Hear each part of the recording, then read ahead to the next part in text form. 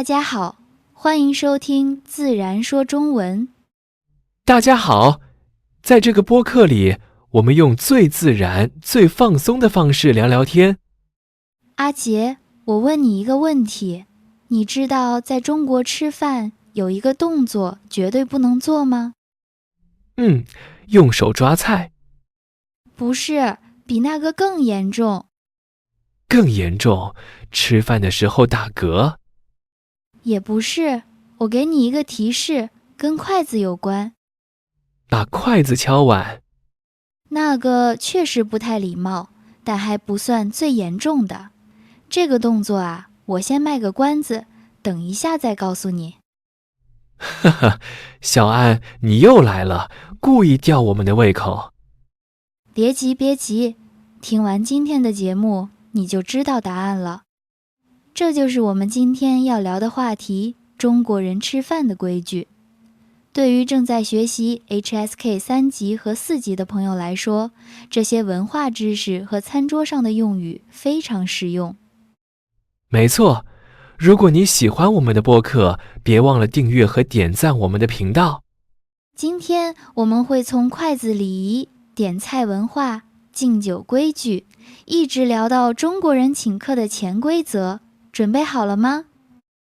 小爱，我知道中国人用筷子吃饭，但我一直觉得用筷子有很多隐形的规矩。你说的没错，筷子不只是吃饭的工具，它跟中国文化紧密相连。那筷子到底有多少规矩？我虽然是中国人，但有些规矩小时候也没注意过。有好几个呢，比如不能用筷子指着别人说话，这跟用手指指人一样，没礼貌。哦，这个我理解。那夹菜的时候有什么要注意的吗？当然，第一，不能在盘子里面翻来翻去的找你想吃的东西，这叫翻菜。就是说我不能在一盘菜里面挑挑拣拣。对，看到什么就夹什么，不要犹豫，这是对同桌人的尊重。还有一个我听说过，好像不能把筷子交叉放在桌子上。筷子交叉放代表否定和不满，有些老人会觉得不吉利。那正确的做法是什么呢？吃完饭以后，应该把筷子整齐地并排放在碗旁边，或者放在筷架上。这些细节我以前完全不知道。那敲碗呢？我小时候经常这样做。用筷子敲碗，在过去是乞丐要饭时才做的动作，所以老一辈的人会非常介意。原来如此，那我猜到了。你刚才说的那个最严重的动作，是不是把筷子竖着插在饭里？没错，就是这个，你果然知道。当然知道，因为那个样子像祭祀祖先时插的香，在餐桌上是非常大的忌讳。但是知道归知道，我居然还犯过这个错误。啊，你不是中国人吗？怎么还会犯这个错误？有一次去我妻子小爱家吃饭，吃到一半，我随手把筷子插在饭里，就去接了个电话。回来的时候，小爱的爸爸脸色都变了。天哪，公公看到这个肯定非常不高兴。是啊，后来小爱偷偷跟我说，他爸爸气了好半天。从那以后，我再也不敢了。没关系，其实很多年轻人也不太注意这些了。但是如果你去长辈家里吃饭，了解这些规矩，会让他们觉得你很懂事。对啊，我记得有一次去小爱的奶奶家吃饭，她奶奶一直帮我夹菜。在中国，长辈给你夹菜是一种关爱的表达，你应该说谢谢，然后把菜吃掉。就算你不喜欢吃那个菜，也要吃吗？至少要尝一口，不然会让长辈觉得你不给面子。哈哈，中国的餐桌文化真的是一门学问啊。是的，入乡随俗嘛，了解这些，你就能像半个中国人一样自在地吃饭了。说完筷子，我们来聊聊中国人点菜的文化吧。好，我发现在中国的餐厅里，大家不是各点各的，而是一起点菜。对，中国人吃饭讲究合菜，就是大家一起分享，所以要考虑到每个人的口味。这跟西方很不一样。在西方，每个人点自己想吃的，不用管别人。在中国，如果请客的人点菜，通常会先问大家有没有忌口的。忌口这个词是什么意思？忌口就是不能吃或者不想吃某些东西，比如过敏、宗教原因，或者就是不喜欢。明白了。那点菜的时候一般怎么搭配呢？一般来说，要注意荤素搭配，就是有肉有菜，还有冷热搭配，就是有凉菜也有热菜。这么讲究，那如果是圆桌呢？我在中国吃饭的时候，经常看到一个会转的大盘子。那个叫转盘，也有人叫转台。中国的圆桌文化非常有特色。用转盘有什么规矩吗？我每次都不知道该什么时候转。首先，新菜上来的时候，应该先转到主客或者长辈那边，让他们先夹。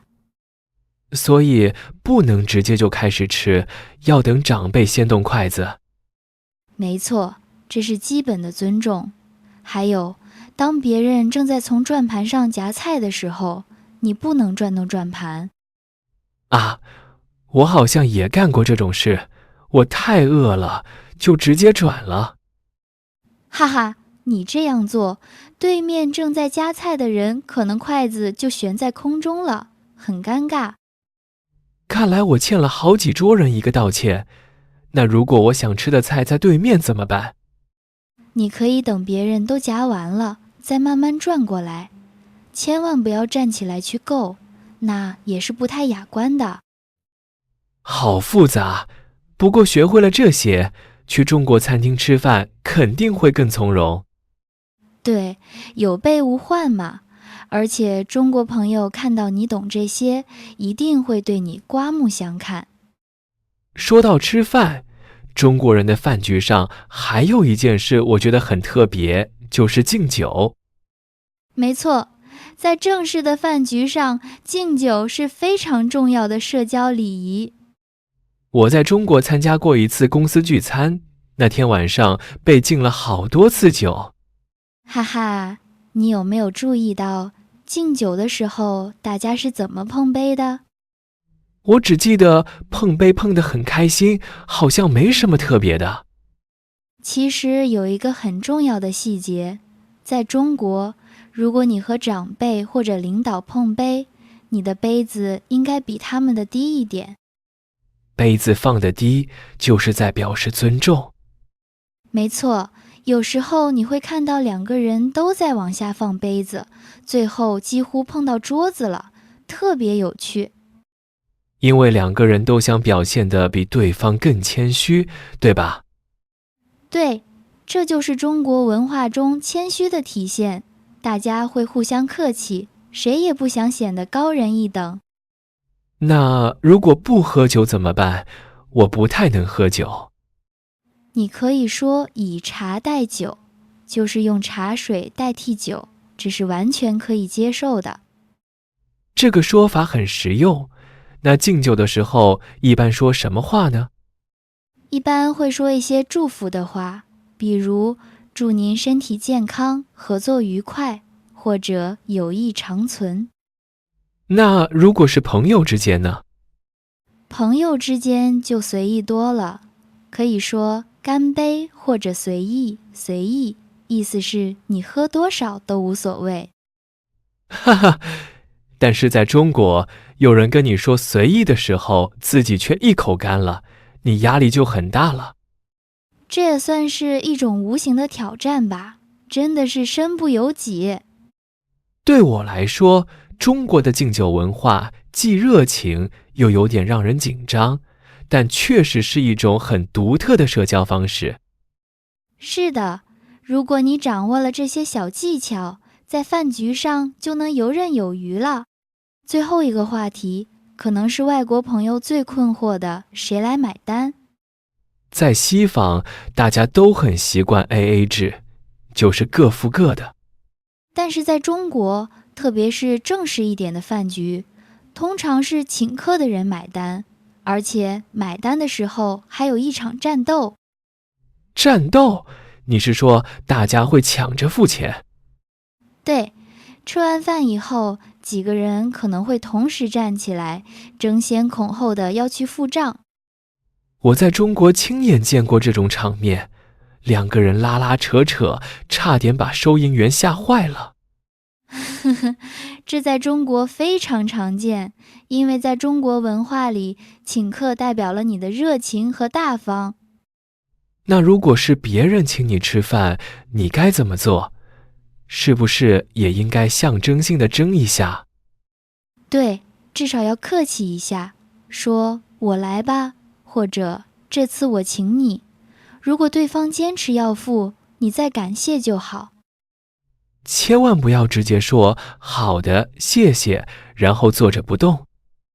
对，如果你一点都不争，别人可能会觉得你不够客气，甚至有点占便宜的感觉。我明白了，那如果是朋友之间呢？年轻人也这样吗？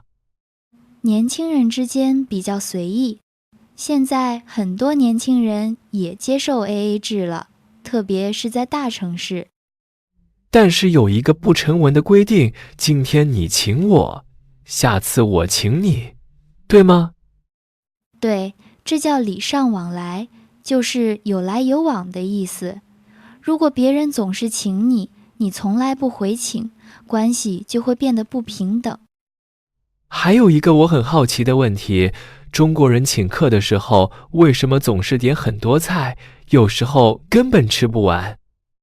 因为在中国文化里，菜如果不够吃，主人会觉得很没面子。桌上有剩菜，才代表主人很慷慨。这跟西方的理念完全不同。在西方，大家更提倡不浪费，每个人点自己够吃的量。对，这是两种不同的价值观。不过现在中国也越来越提倡光盘行动，就是鼓励大家把盘子里的食物吃光。那太好了，两种文化在这个方面越来越接近了。没错，但无论如何，理解对方文化的出发点，才能真正做到互相尊重。好的，刚才的对话里，我们用到了几个非常好用的句型和表达。第一个是入乡随俗，意思是到了一个新的地方，就要遵守当地的习惯和风俗。比如，既然你来中国了，就要入乡随俗，学习当地的餐桌礼仪。这个成语特别适合今天的话题。第二个句型是既然就。既然就表示既然前面的条件已经成立了，后面就应该做某件事。比如，既然别人请你吃饭，你就应该下次回请他。又比如，既然你不能喝酒，就以茶代酒吧。这个句型在日常对话中很常用，而且让你的话听起来更有逻辑。大家在生活中一定要多多练习这两个表达哦。接下来是我们的词汇库，今天我们挑了3个跟文化和社交相关的高级词汇。第一个词忌讳，忌代表禁忌，讳代表避免提起，忌讳忌讳。忌讳这个词用来形容某些不应该做、不应该说的事情，通常跟文化或者传统有关。比如，把筷子插在饭里是中国餐桌上最大的忌讳之一。又比如，在中国送礼的时候，送钟是一个很大的忌讳，因为它和宋钟同音。第二个词刮目相看，刮代表擦拭，目代表眼睛，意思是用全新的眼光看待一个人。刮目相看，刮目相看。刮目相看，当一个人的表现超出你的预期，你就会对他刮目相看。比如，如果一个外国人懂中国的餐桌礼仪，中国朋友一定会对他刮目相看。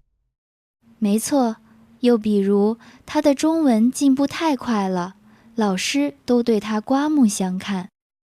第三个词游刃有余，游代表移动，刃代表刀刃，有余代表还有空间，意思是做事得心应手，很轻松。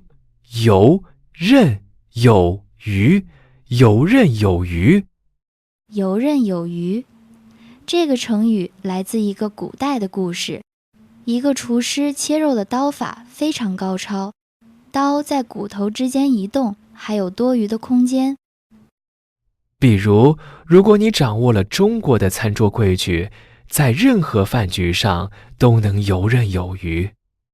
又比如，他在公司工作了5年，处理这种问题已经游刃有余了。今天的词汇都跟文化和社交有关，忌讳、刮目相看，还有游刃有余。是的，那今天的作业非常有趣。你在中国吃饭的时候，有没有闹过什么文化笑话？请用今天学的词汇写一段小故事，分享你的经历。欢迎大家在下方留言，告诉我们你的餐桌故事，记得使用我们今天学的词汇。如果你觉得这期播客对你有帮助，请给我们点赞、订阅并分享给你的朋友。感谢大家的收听，我们下期见。下期再见，拜拜。